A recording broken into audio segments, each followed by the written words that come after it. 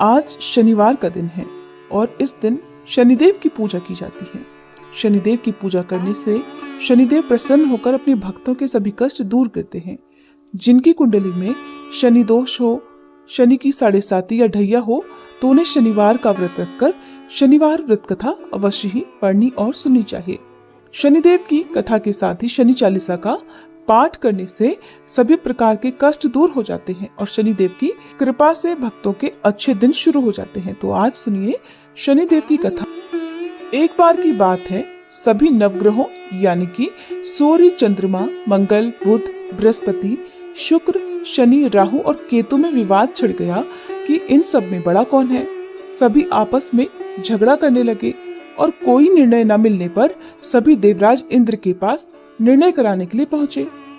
सभी नवग्रहों को अपने सामने देखकर इंद्रदेव घबरा गए और उन्होंने निर्णय करने में अपनी असमर्थता जता दी। परंतु कहा कि इस समय पृथ्वी पर राजा विक्रमादित्य हैं, जो कि बहुत ही न्यायप्रिय हैं। वे ही आपके इस विवाद का निर्णय कर सकते हैं। तब सभी ग्रह एक साथ राजा विक्रमादित्य के पास पहुंचे और अपने विवाद के बारे में राजा को बताया, साथ ही उनसे निर्णय करने के लिए कहा। राजा विक्रमादित्य ने इस विवाद को बहुत ध्यान पूर्वक सुना। अब राजा इस समस्या से परेशान हो गए, क्योंकि वे जानते थे कि जिस किसी ग्रह को भी छोटा बताया जाएगा वही ग्रह क्रोधित हो जाएगा। तब राजा विक्रमादित्य को एक उपाय सूझा। उन्होंने स्वर्ण, रजत, कांस्य, पीतल, सीसा, रांगा, जस्ता, अभ्रक और लौह, इनसे 9 सिंहासन बनवाए और उन्हें इसी क्रम से रख दिया। फिर उन सब से आग्रह किया कि आप सभी कृपया अपने अपने सिंहासन पर विराजिए। जो भी अंतिम सिंहासन पर बैठेगा वही सबसे छोटा होगा।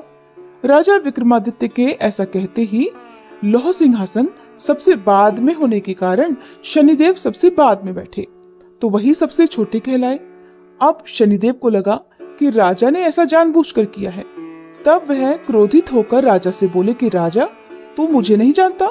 सूर्य एक राशि में 1 महीना, चंद्रमा 2.25 महीना 2 दिन, मंगल 1.5 महीना, बृहस्पति 13 महीने और बुध और शुक्र 1-1 महीने विचरण करते हैं, लेकिन मैं तो 2.5 से 7.5 साल तक रहता हूँ।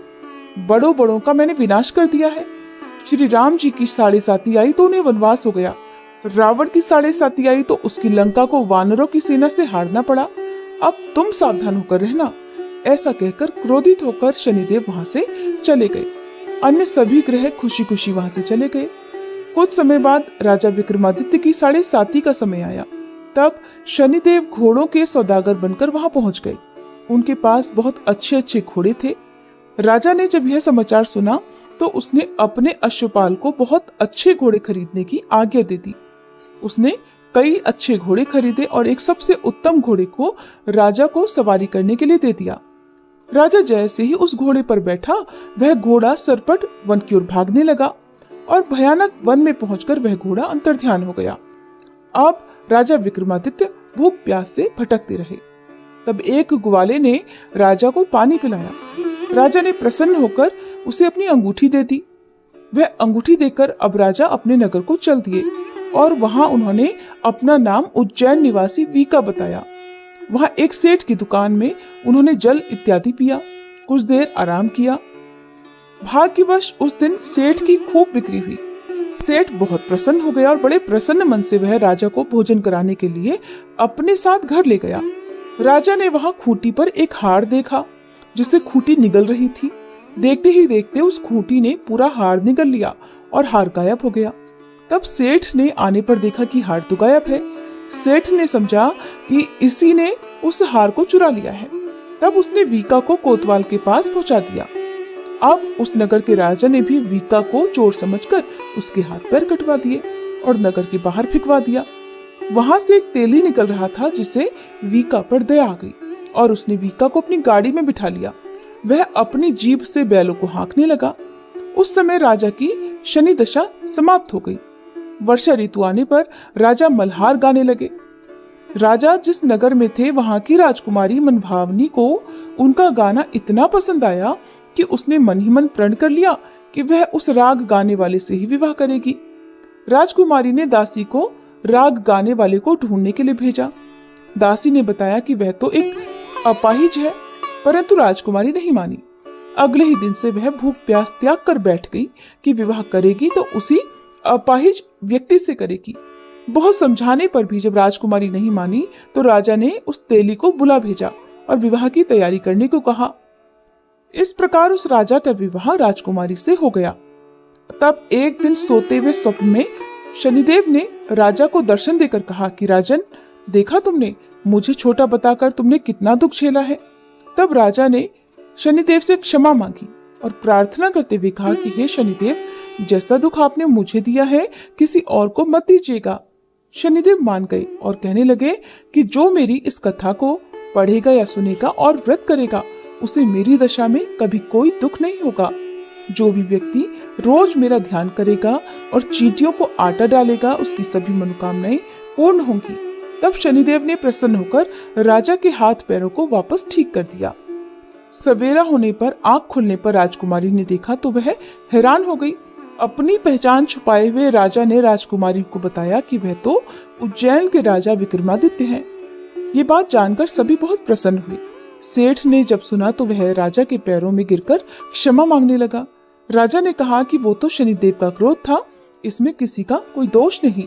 सेठ ने फिर भी निवेदन किया कि मुझे शांति तभी मिलेगी जब आप मेरे घर चलकर भोजन करेंगे। सेठ ने अपने घर तरह तरह के व्यंजनों से राजा का स्वागत सत्कार किया। साथ ही सबने देखा कि जो खूंटी हार निकल गई थी वही अब उसे उगल भी रही थी। सेठ ने बहुत सारी मोहरें देकर राजा का धन्यवाद किया। सेठ ने राजा से अपनी कन्या श्री कंवरी से विवाह करने का निवेदन किया, जिसे राजा ने तुरंत ही स्वीकार कर लिया।